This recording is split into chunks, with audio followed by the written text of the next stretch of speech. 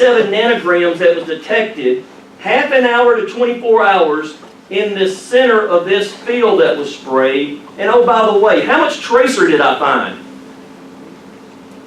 None. 24 to 48 hours, I'm finding dicamba. How much tracer am I finding? Dicamba, tracer, none.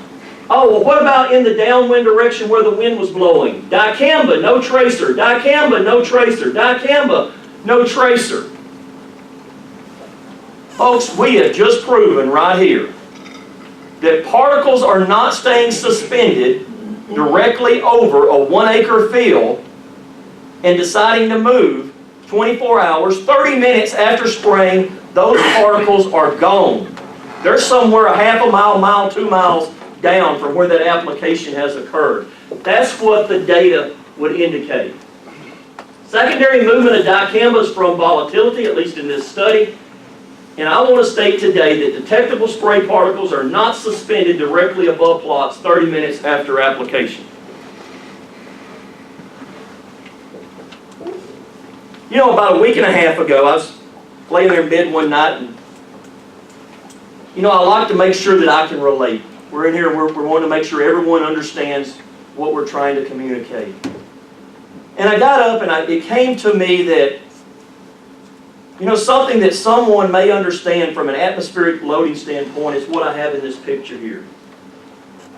That photograph is Los Angeles. Does everyone see that photo? And it's not out of focus.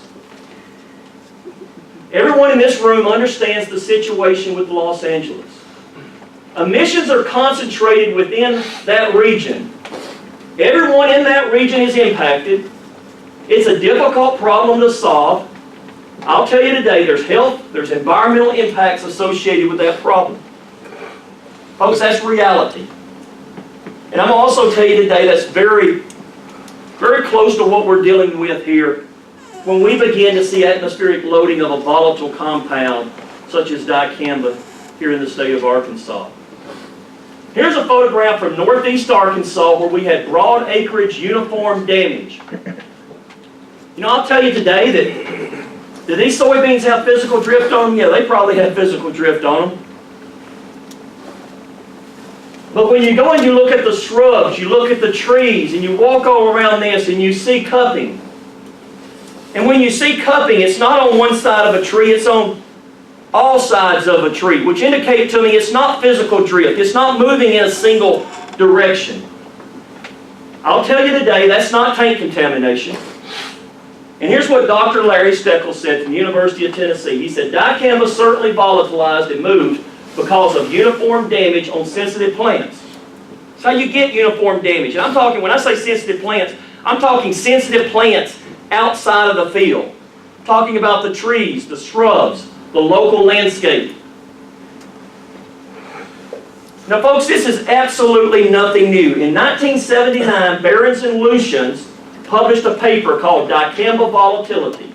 And I want to paraphrase, this is really what they summarized from that paper. It says, high temperatures in combination with relatively slow air movement could result in volatile dicamba building up to concentrations that would likely cause injury to highly sensitive crops. You know, I went and looked, and we did some work this past year, and I mentioned this to the board back on September the 20th, where we put weather stations out across eastern Arkansas, and we set a sensor at 18 inches, a sensor at 60 inches, and a sensor at 120 inches, which is 10 feet.